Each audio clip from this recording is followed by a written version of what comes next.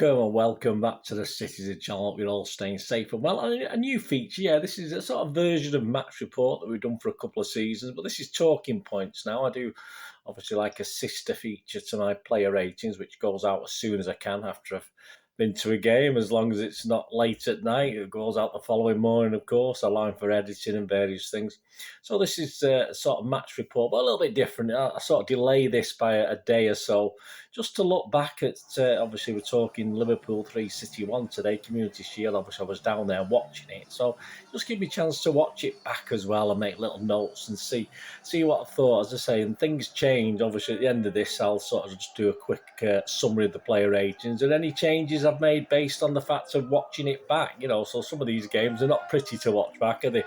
Fortunately, we don't have many, but so I'll do the nasty stuff so you don't have to. I'll watch these things back. So we'll call this talking points. Let me know what you think, guys. Anyway, hope you enjoy it, and it's just like a run through the game. We'll get the gist as we go through it. Yeah, very important. Craig Pawson was the referee today. I'm not too sure who was on VAR. I've not checked that. I'll check that when the season starts proper. This is just like a run through, isn't it? Just a big friendly match, this really, wasn't it? So I've not gone into any great detail.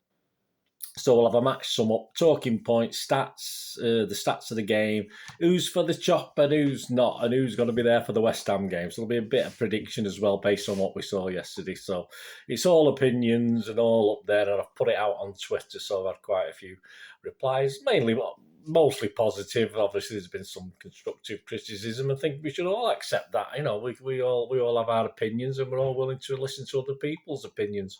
Right, talking points of the game. Yep, 3 minutes. Let's start. A better start by Liverpool, I thought. I thought that when I was there, including Salah, of course, as he did most of the day, tormenting us down our left-hand side. Not rocket science. That was bound to happen. And he hit the side netting quite early on, didn't he? Perhaps he could have done better with that. 8 minutes, the first City effort. KDB, a great try from just inside the box, about 17 yards.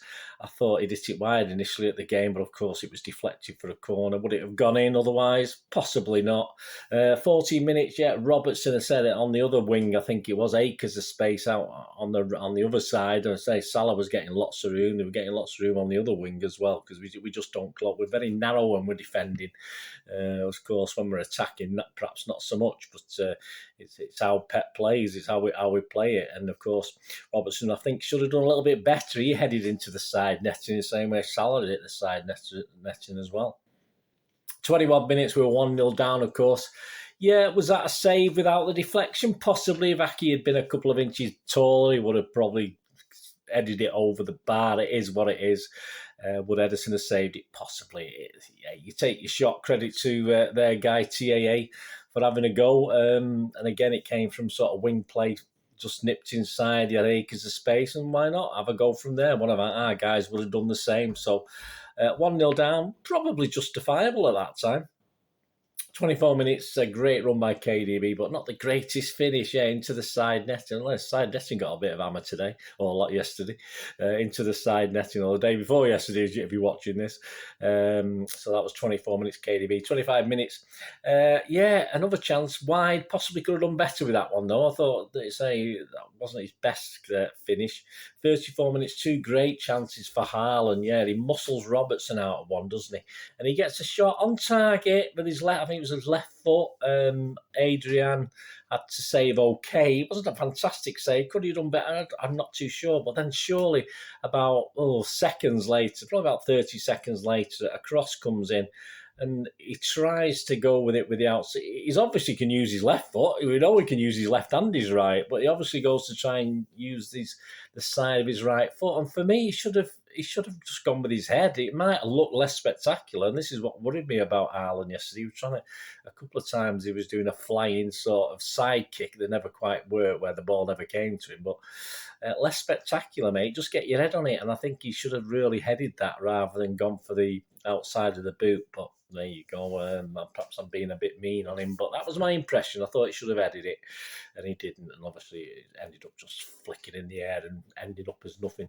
39 minutes, good play by Mahrez, but then he sort of passed it to Adrian, didn't he? I mean, he does a lot right, Mahrez, and rather than put his foot through it, he just ended up passes it to Adrian or Adrian, however you spell it, in the Liverpool goal. I'll give it a toss about their players anyway.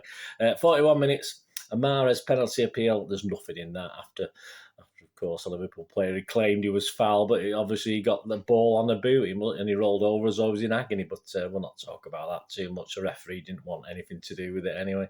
Half time, yeah, I think City was slightly unlucky to be 1-0 down, which I felt there, and I felt on replay, as I say, exactly the same. I thought perhaps on replay, I thought we were slightly less lucky to be 1-0 down at the match. I thought perhaps they deserved it, but probably going back and watching it, not. And to the second half, 47 minutes, Mahrez does well to control a shot, but a little weak straight at Adrian again. Another one where it just sort of went to, he did everything right, and then his shot was a bit iffy, bit weak. 64 minutes, a great block by Edison with his nose, yeah, as Liverpool fans booing him when he went down. That's lovely, lads. That's typical of Liverpool. As we're wasting time because we're 1-0 down. Yeah, I mean, I don't think Liverpool fans and common sense really are in the same sentence that often, are they? Which is it's a shame, but that's who they are, isn't it? A great block by Edison's nose as Nunes tries to lift it over him. He did everything probably right. It's just Edison made himself big. Good block. 69 minutes, Van Dijk appears to clear a ball 6 inches off the floor with his head, and even on playback, they didn't do a replay of it. I have seen highlights on social media, but for me, his head and his arm. If you dive into head a ball 6 inches off the line, I'm sorry, but based on what happened later when we got penalty awarded against us, surely that's an unnatural position for your arm to be in. You shouldn't be heading a ball clear 6 inches off the floor in the 18-yard box when you can just as well use your feet. I have no idea, but it wasn't even looked at. Nothing was said. Glossed over. Obviously, the VAR doesn't recognise or certainly didn't recognise our badge, apart perhaps for the goal, which I think they tried to find ways of cancelling out. It took that long. But there you go. So nothing on it anyway. As I said, Van Dijk. I said we've not had a big slow mo of it, but for me, it looked like handball. Should have been a penalty. 70 minutes, great playing determination by Foden. Of course, after he'd come on, causes Adrian not to hold and then spill. I mean, surprisingly, he got away with that one. I thought it might have been caused as a foul, but brilliant stuff by Alvarez to actually put it in and make it 1-1, and we were well worth a 1-1 at that stage. If not, we should have been ahead perhaps. So great stuff. Back in the game. Personally, there, I thought there's only going to be one winner in this now. We're going to go on and win it. But, mate, I was wrong, wasn't I? As we built up the pressure, of course, Liverpool just did what Liverpool do. Again, they're out to the wings. The cross came in.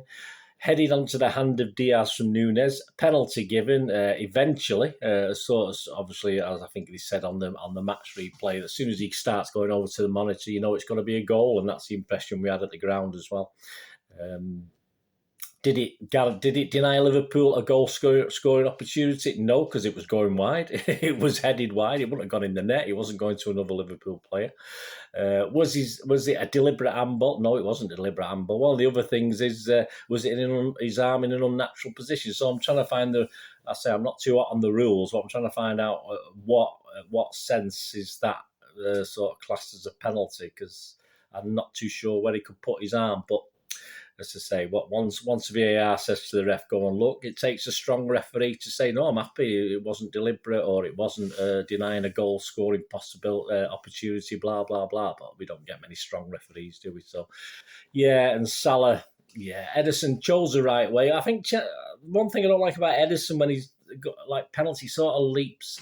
When he dives, he sort of leaps a little bit. And that split second where he's higher in the air, it could be down a bit quicker, and obviously once Salah puts it right in that corner, he was never getting to it. So a bit harsh on Edison, but I just thought he guessed the right way. Sometimes if you guess the right way, it was a good penalty. Don't get me wrong, but I think that was savable. Because I say I've pride myself on being quite good at that in the old days, 30 odd years ago. But I think that was savable, and I think Edison may have done another keeper might have done better. Fabianski, West Ham, probably might have saved that last season because he guessed the right way from Mahrez, and it wasn't hit that much better than that. Anyway, we'll move on because I thought Ederson played okay apart from that.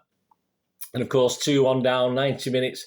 There was always a chance City would come back in it, but of course that penalty had not the stuffing out of us, I think, and it never really looked on after that. Ball was well out when Foden pulled it back for Haaland to score. It was a bit debatable. It was at our end, so we didn't get a good view, but I think it's quite clearly about a couple of feet over the line, so there's no problem with that one.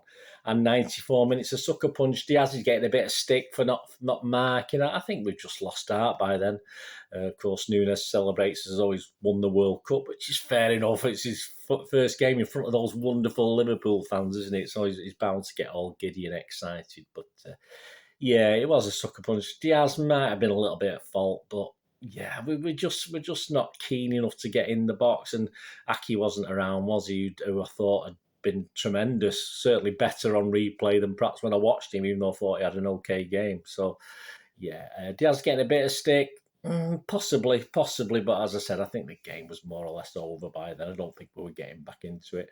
But there was enough time for Haaland to bring out his inner Raheem Sterling and miss from 2 yards and hit the bar. I thought it was offside. Looking at it on replay, it probably wasn't offside, was it? So, as I say, I've not read any match reports from other people, but hey, he still manages to smile after it. I think the referee virtually blew his whistle straight after, so it wouldn't have mattered. He might have looked better in the state of things, 3-2 as opposed to 3-1, but it would have made a slightest bit of difference.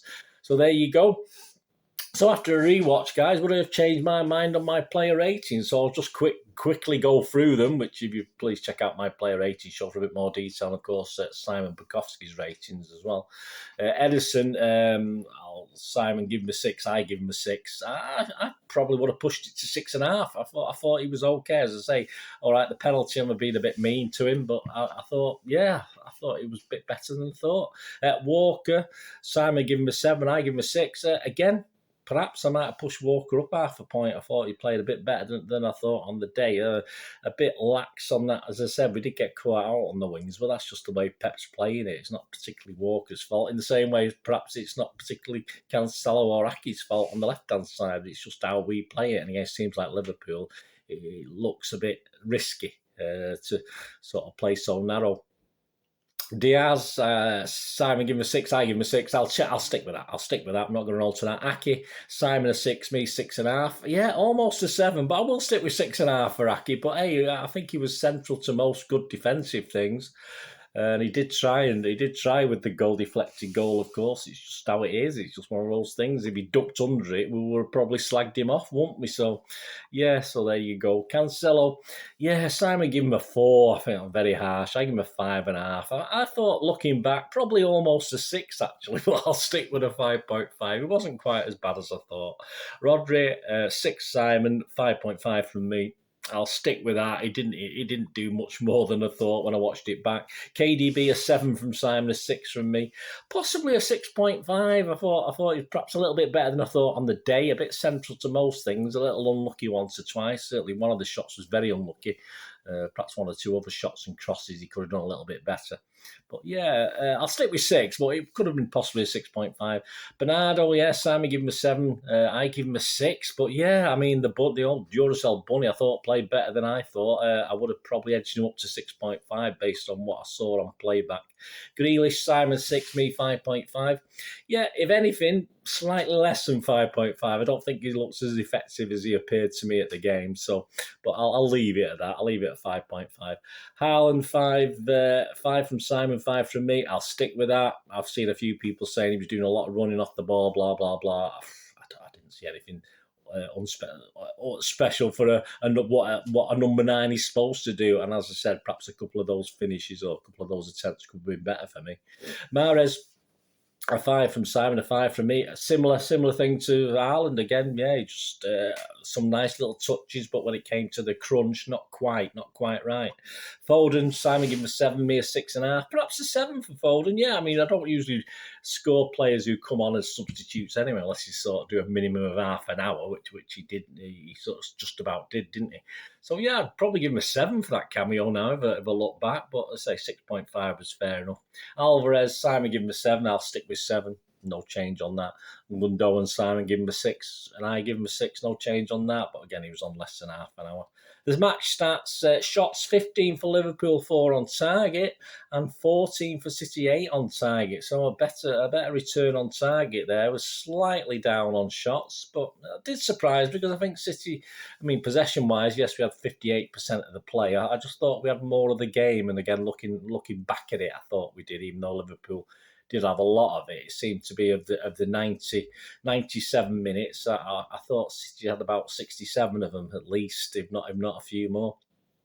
Accuracy of the passes, passes 396 by Liverpool with an 81% accuracy rate, and 537 by us with an 84%. So, I mean, usually City, you're talking 89, 90, 91%, but that's the Liverpool effect. That's probably reasonable for when we play Liverpool because he rushes more than perhaps any other team in the country, in the world. So that's probably right.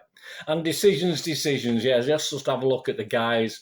Interesting one, this is what probably caused most consternation on Twitter when I put this out. And as I said, it's opinions. You can only play 11 players at the end of the day. You can't play any more than 11, so it's hard.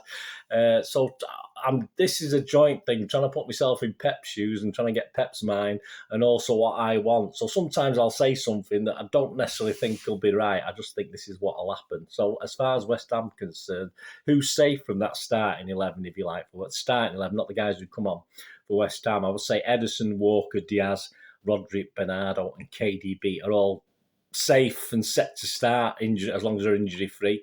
Aki should be, don't get me wrong, and this is one of the qualms. I think Aki should be because I thought he had an excellent game. I think he was our best defender on the day. But with Pep there, he might not be.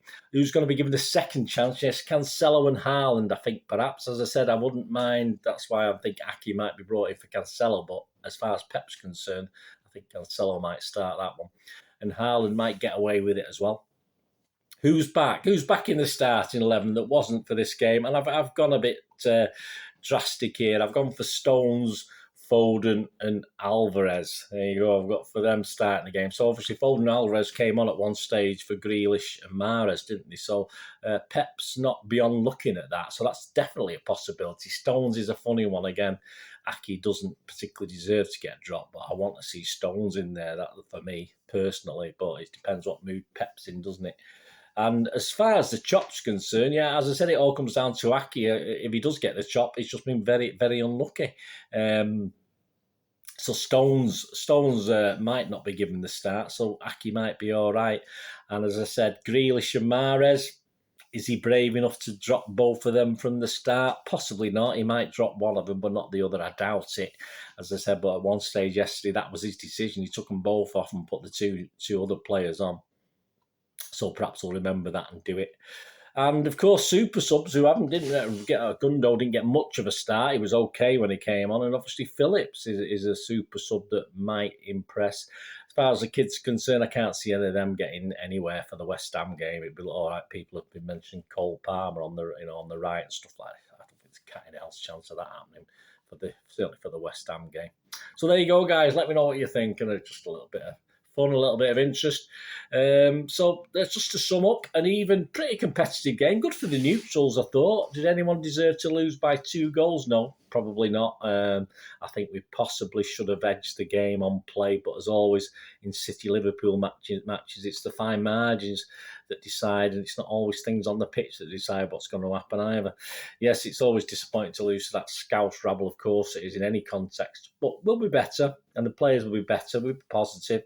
Hopefully be sharper, quicker, and of course we'll get a bit more time on the ball. Well, I'm saying I thought we did okay yesterday at Liverpool, but West Ham are no mugs, of course. We'll talk about that in the preview later in the week. But a good pre-season game on the whole, reasonable advert for football as well, if not a reasonable advert for VAR and the rules of VAR and officiating. But as far as a neutral football fan and English football, it was a good advert. So please, yes, that's my thoughts on the game. Check out my player ratings if you can, which is out there. And this week, join me for the Citizen Channel Live Monday night, the 1st of August, 7 p.m. UK time. It'd be great if you can get on, even if it's just for 5 or 10 minutes. Please give us your support and we'll get more the merry. We'll talk about the community ashtray, and we'll talk about the upcoming West Ham game, of course. Also on the channel this week, we'll have a look through the £5, that one up there in the corner that's been up there, you've seen, the £5 Community Shield 68-page match programme. And with the West Ham game on the 7th of August, a special History Boys, which looks back at a City game, not against West Ham, but a City game on the 7th of August, back, well, just 8 years ago. But I'll let you have a think about that, work that one out. I'm sure you will, and that'll be out this week.